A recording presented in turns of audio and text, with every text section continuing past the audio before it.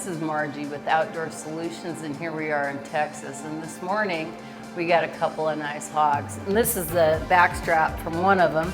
And I'm gonna make dinner with one part. The other part we're going to make a plate, and we'll have 3 different kinds of a rub. It will be braided.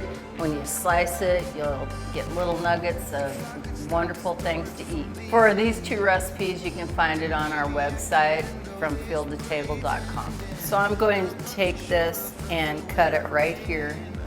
And this will be our appetizer for the evening. Cut off the tip end of our backstrap, and I'm gonna braid it. So I'm gonna cut it straight down in 3 pieces.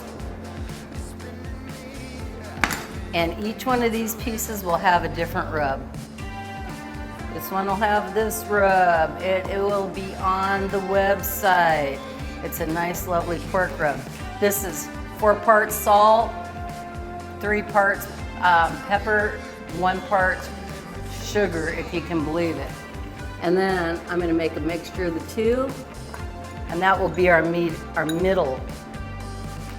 And when you get a bite of this, every bite will be different, and you braid it.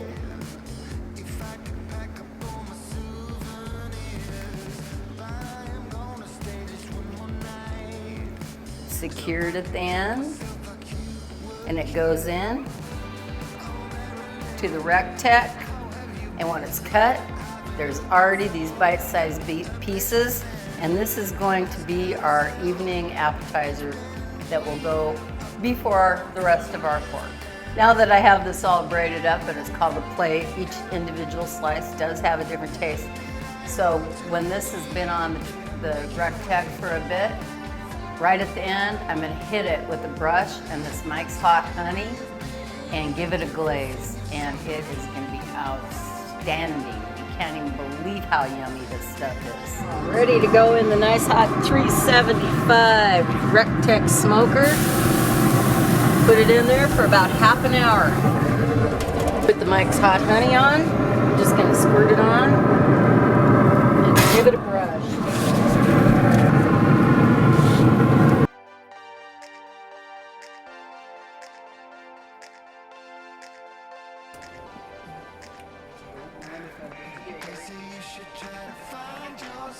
No, he got stuck in my teeth.